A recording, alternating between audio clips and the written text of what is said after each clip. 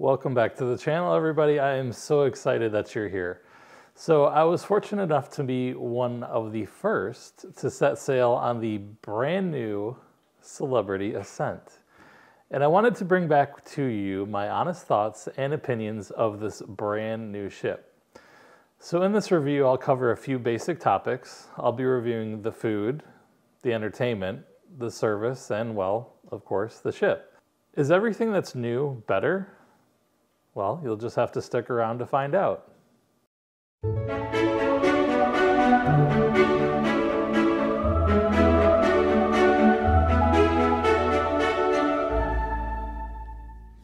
All right, let's jump right into it. So my sailing was about 1 week after the inaugural sailing from Fort Lauderdale. So the ship did make port in Nassau, Cozumel, and Grand Cayman. However, this cruise for me was all about the ship. So much so that I didn't disembark the ship while in the ports, as I wanted to experience everything that I could while I had the opportunity. All right, so firstly, the food. Was it perfect? No. Would I give it 5 ship horns? Well, let's find out. During my sailing, I ate in several different venues. I tried all 4 main dining rooms, raw on 5, and the rooftop garden grill. For breakfast and lunch, I ate in the Ocean View Cafe. The main dining rooms were very nicely appointed and decorated, each with their own theme and design. Tuscan is an Italian-themed, Normandy, a French-themed, and Cosmopolitan, well, it's sort of American-themed, and Cyprus, of course, is Greek. Each dining room shared the same daily menu, however, they had their own specialty appetizers, entrees, and a dessert that remained the same throughout the voyage. All of the food in the main dining rooms was very good overall. The only complaints that I would have is the breadsticks. All but 2 nights tasted stale or were simply just not crunchy. And the escargot, while hot, was lacking in flavor. Mostly, I guess, not enough garlic in the butter. While these things are minor complaints in nature, they were still memorable as quote-unquote not hitting the mark. The remainder of the food in all of the dining rooms was very good. My dinner in the rooftop garden grill was absolutely fantastic.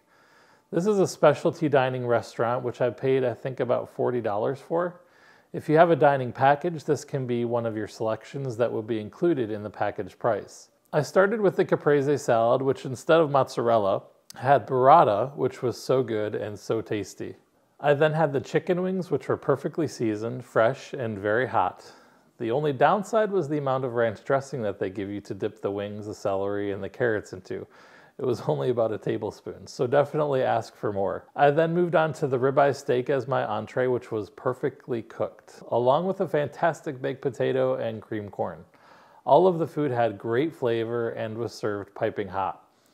While I couldn't finish my meal, I did want to try the dessert, and I couldn't really pick, so the waiter brought me both, the cookie and the s'mores dessert.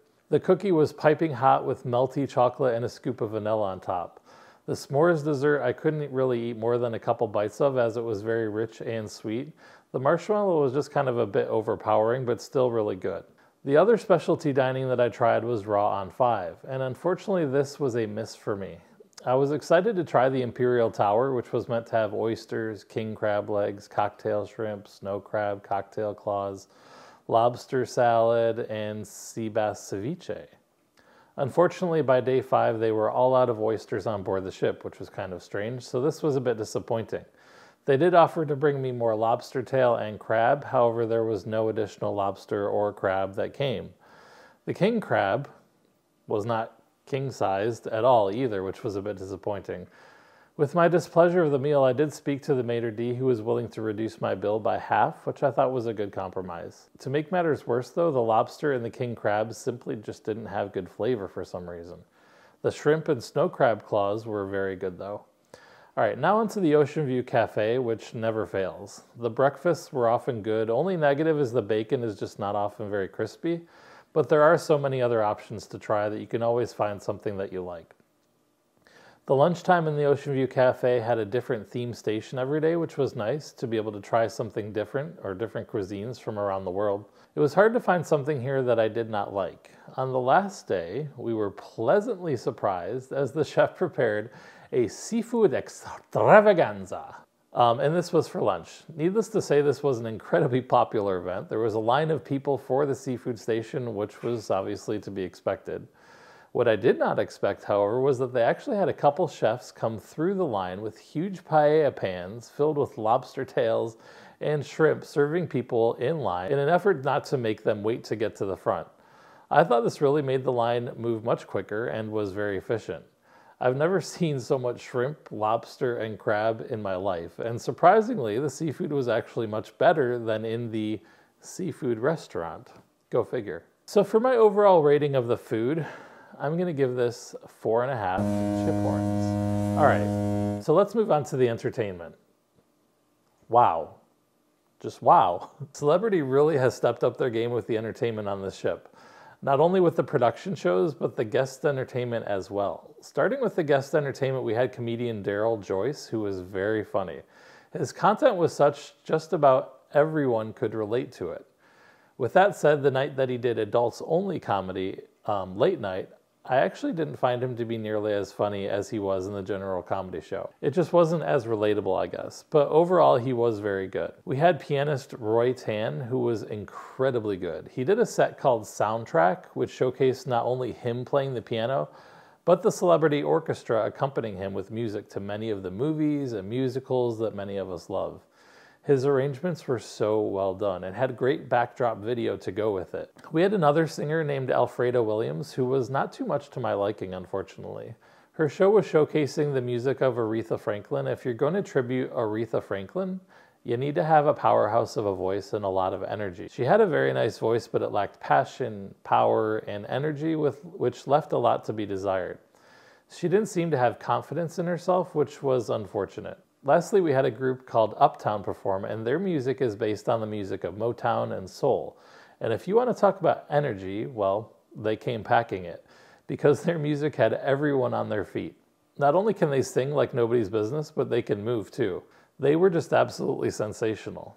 All right, moving on to the production shows. There is so much entertainment that you almost need to book 2 cruises just to see it all. In addition to the guest entertainment, there were also 2 shows in Eden, 2 shows in the club, and 3 shows in the theater. So there's a lot going on every night. The first show was called Bridges, and the theming behind it sounds like it had a lot left to be desired. I mean, how good could a show be with a description of showcasing bridges all around the world as your backdrop?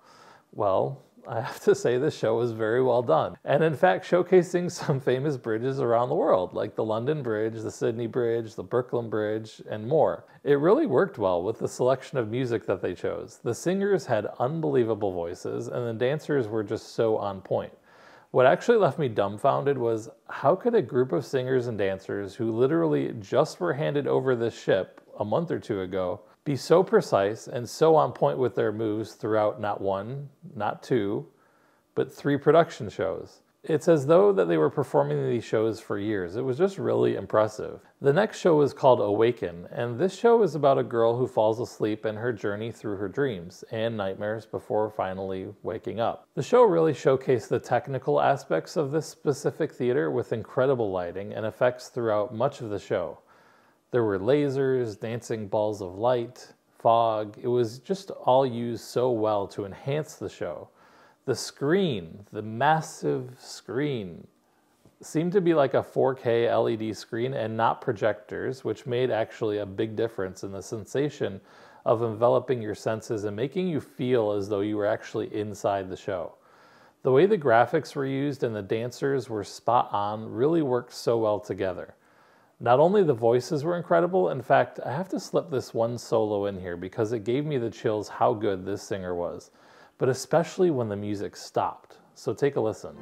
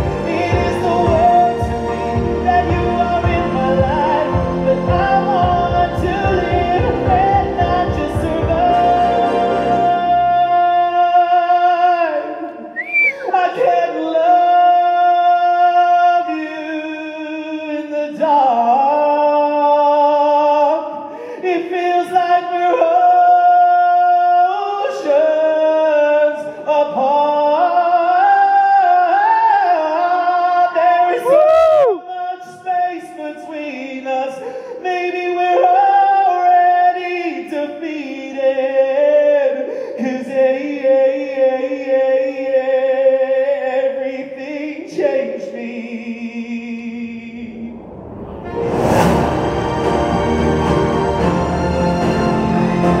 So yeah, not only were the singers incredible, but the use of technology really made this show that much better.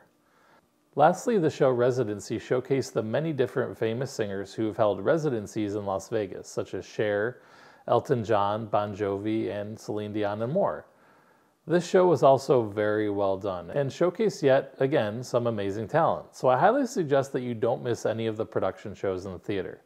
Try to get there about 20 to 30 minutes early to get good seats. It is important, though, for Awaken that you try and sit near the center to get the best perspective for the technical aspects of the show. So in addition to the production shows in the theater, there was a different cast who performed in Eden and the club. I do have to say that this cast was not quite up to the same level of talent as the theater cast, but still very good nonetheless. The show Wonderland in Eden I didn't really care for too much, as it seemed to be a bit childish for me and the singing just wasn't all that good.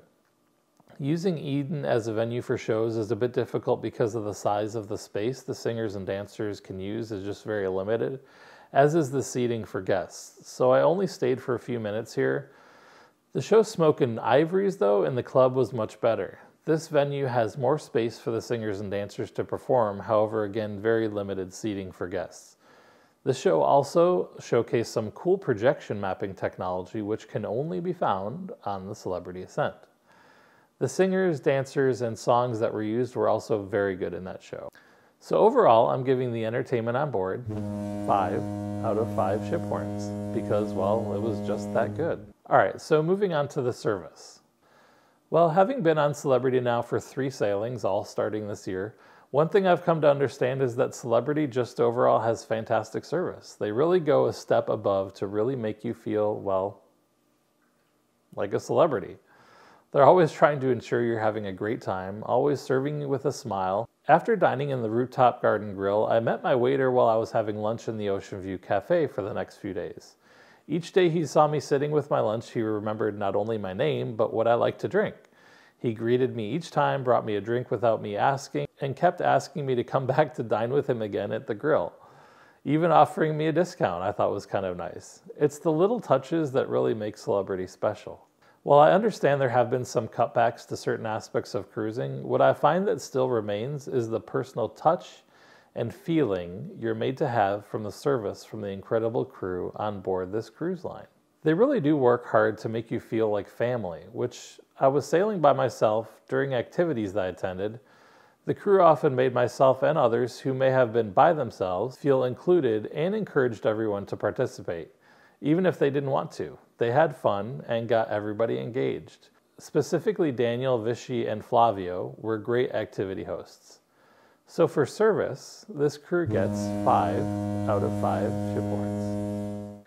All right, finally let's talk about, well, the ship. But first, let me invite you to subscribe. If you enjoy the content, please be sure to subscribe with the notification bell on and smash that like button down below. YouTube tells me that actually 85% of my viewers are not subscribed. So if you want to see more, please consider subscribing. It costs you absolutely nothing and tells YouTube that you're enjoying what you're seeing. All right, as for the ship, well, she's a beauty. With that said, with this being a brand new ship, she still has some kinks that need to be worked through. Well, I can only compare this to the Celebrity Edge. This being the 4th ship in the Edge class series, she's very similar to the others, with subtle differences and enhancements. I would say that every change I noticed between the Ascent and the Edge was a positive change. The addition of the plunge pools in the rooftop garden is a nicely added feature, allowing for more options for people to relax in water. The theater screen, switching from projection to LED, really enhanced the vibrance and experience in the theater. The addition of projection mapping technology allows for enhanced shows in the club, along with augmented reality activities, which were tons of fun. In fact, this is the only ship featuring this technology, where you, the human, are the game controller. The staterooms all appear to be pretty much the same versus the Edge. Of course, the artwork is all a little bit different, as are the sculptures, which, by the way, were all beautiful, especially the main attraction, Ocho the Octopus. The majority of the rest of the ship was pretty much identical to the Edge from what I remember. The only complaints I have, again, part of the kinks needing to be worked out, was the creaking in the room. I think something in the window was off, or the veranda doors seemed to be creaking throughout the night. Apparently several others also had the same experience. My bathroom door in my cabin, when opened fully, made a loud squeaking noise, which was a little bit annoying. The elevators didn't seem to have air conditioning, so were often hot and stuffy inside, and the buttons inside them, being touch sensitive, were often pressed when anybody leaned up against them. So an express elevator soon became an elevator that was stopping on every floor, whether you liked it or not. While these are all small annoyances, they're still, well, annoyances, which I think will be fixed over time. So overall, I'm going to give the ship 4.5 out of 5 ship horns. So, did I like the Celebrity Ascent? Hell yeah! Would I sail on her again? Well, the answer to that question is absolutely. In fact, as soon as I got home, I booked another sailing to travel on her again, January 21st of 2024. So if you're on that sailing, I hope to see you on board. Would I recommend the Ascent to anybody? Well, yeah, absolutely I would. It's not a huge ship, it's not a small ship, it's a perfect size. She's got modern touches of elegance and filled with technology. So that's going to do it for this review. Until the next time, take care. Bye-bye.